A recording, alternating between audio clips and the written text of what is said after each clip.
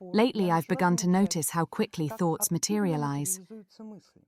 It seems the process of creating one's own reality is becoming more active. Before, it took much more time and effort, but now, as soon as a random thought crosses my mind, it comes true. We really have to watch what we think. Exactly. Related to that, I have a question. For example, a person might hold deep beliefs at the level of the Buddhic body, unresolved and unconscious, or perhaps harbor resentment towards someone, envy, or fear. Could it be that, when they use a divination system to search for answers, they are simultaneously creating their own reality based on these unconscious, unresolved beliefs, and that the divination system merely helps them unfold this reality from their consciousness rather than revealing the actual truth? In what cases might divination contribute to this? There is a theory that a person creates a reality in which they enact the myths of their god. Where is the boundary so you don't get drawn into realities created by others? Your question actually raises quite a few points. So let's start from the beginning. Yes, people are imperfect beings, but nowhere, at least in the guidance from our gods, have we found any indication that an imperfect consciousness cannot create its own reality. If we waited until we became absolutely perfect, we would never start creating our own reality. And yet we do it, which means that yes, our personal reality will inevitably be filled with projections of our own imperfections. But I see nothing shameful or wrong in that, because every unique personality consists of many facets, including imperfections. These are part of your personality. If you were to exclude them from the project of creating your own reality, you might find yourself faced with a reality that doesn't reflect you at all.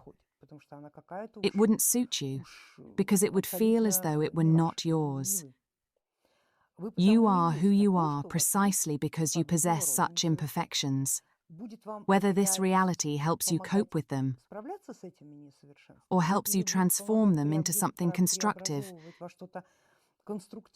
turning them into your strength, a tool for creation rather than a limiting factor. Only you can know in the process of shaping your own reality. So perhaps you needn't be afraid of that. Even if you realize that you'd like your reality to be filled with a power where you fear no one, yet you're also fully aware that within you there's a certain program, whether moral, ethical, or personal karmic, that tells you to be cautious, and this is your experience or belief, then your reality must reflect that as well. It must either protect you from it, or from time to time draw you into certain game-like situations where you can naturally reconsider, work through, and process those fears or beliefs, and so on. So, it's better, of course, if your reality takes this into account, even if you feel it will be far from perfect.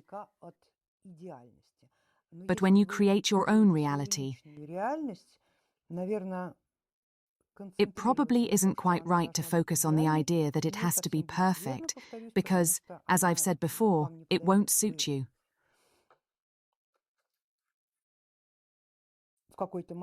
At some point, you'll realize that this reality doesn't satisfy you, that it feels foreign to you.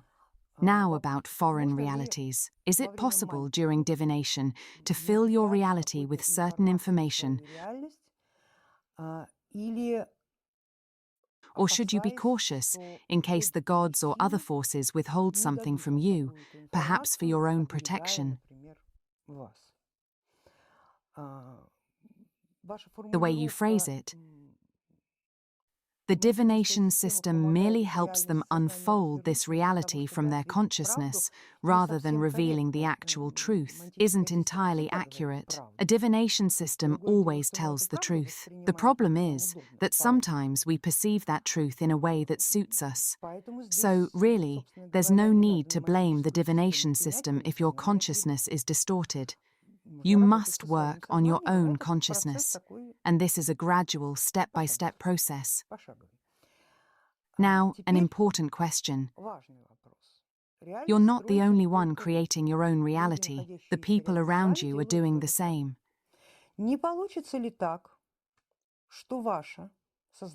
Could your consciousness, your life, and your small personal reality be absorbed by or drawn into someone else's? What if it's someone stronger, or someone with a deeper connection to their God, who is already living through certain myths via that connection? It's clear that if a person is living through a particular myth, their consciousness effectively projects their God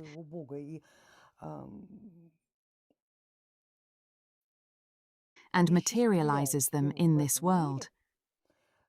And such a channel will undoubtedly be stronger than one based on a small but personal dream.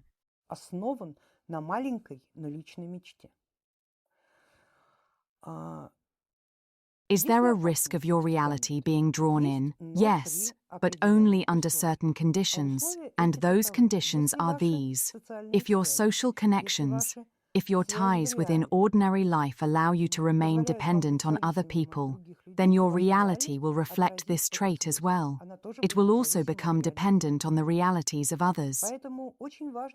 Therefore, it has always been important to review your life, mind, and consciousness in terms of your dependencies, whether they are from the past, present, or future.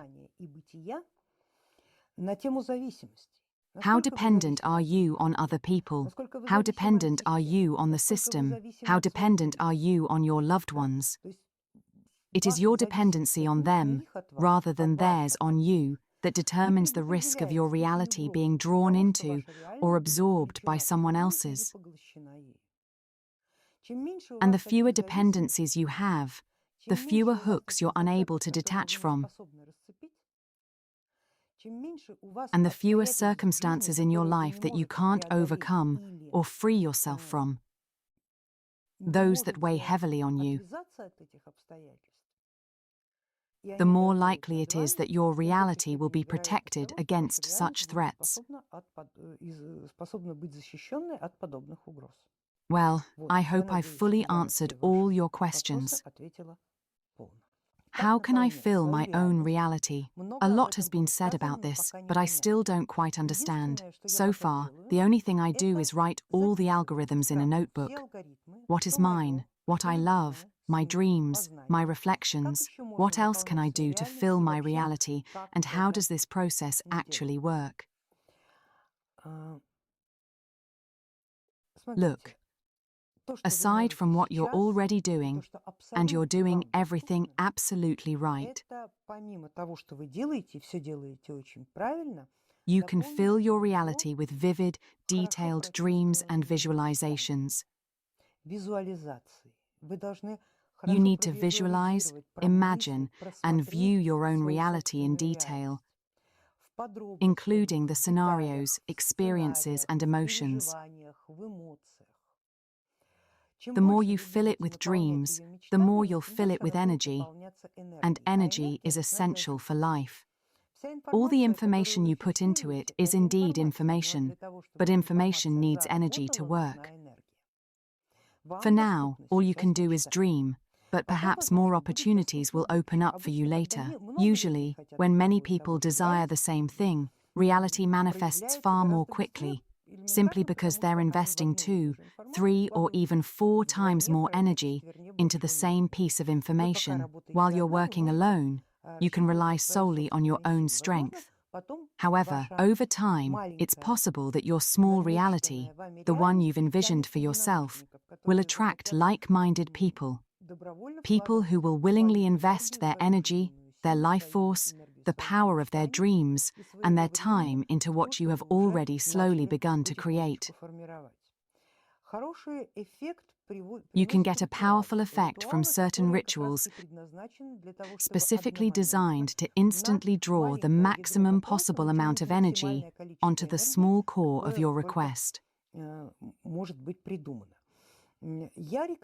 I always recommend that my students perform these kinds of rituals for themselves and their own personal reality at the 8 marker points of the Wheel of the Year. This is something we constantly do in our school. During the 8 essential mysteries, we focus precisely on this. Using the energy of the surrounding environment to help us draw out the amount of energy needed to shape our own dreams and reality.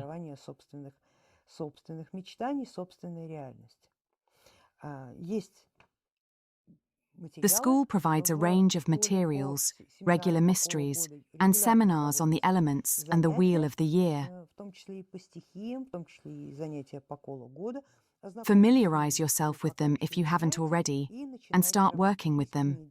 There's also a book called Health Through the Power of the Elements, where all of this is explained in detail. In other words, there's plenty of information available. The important thing to remember is that these marker points are precisely the moments when we attune ourselves to the elemental realms, and there's so much energy there that it's enough not only for your own reality, but for many others besides, which is why ignoring these moments would be the height of carelessness and foolishness. So be sure to make use of them. There are other rituals too.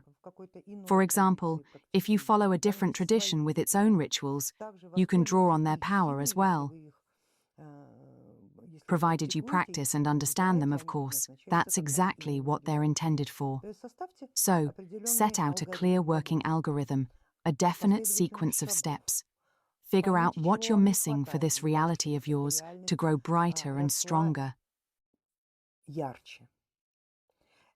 After all, it's like a child. While it's a newborn, it doesn't know much yet. You need to care for it, nourish it, heal it, and give it injections. In short, you must do everything necessary until it grows up, and once it has grown, it will begin to function on its own. Perhaps your reality is still only in its embryonic stage. You're still carrying it beneath your heart. It hasn't even been born yet. But even so, it still needs to be nourished, it still needs to be educated. You should sing songs to it, read poems to it, do all those things that mothers usually do for their children before they're born. Look at it this way, and maybe you'll understand what you're still missing, what you haven't yet done, what you can do now, or what you'll need to do later for your reality to be born, to grow, and to start living its own life. Am I right in understanding that, as we approach a new reality, we need to let go of old attachments, like certain cherished things or objects, the loss of which might make us feel sad? That we need to become an empty vessel, ready to receive everything new. And generally speaking, we should try to stay open to the future, rather than cling to the past. Many things frighten me, such as the prospect of sharing this world with robots. But even so, I'd still rather live alongside robots than with people of low consciousness. I understand you. Look, Svetlana, getting rid of things isn't a requirement in itself. It's more of a projection, a sign. If those things aren't systemically essential to you, having them nearby won't make any difference.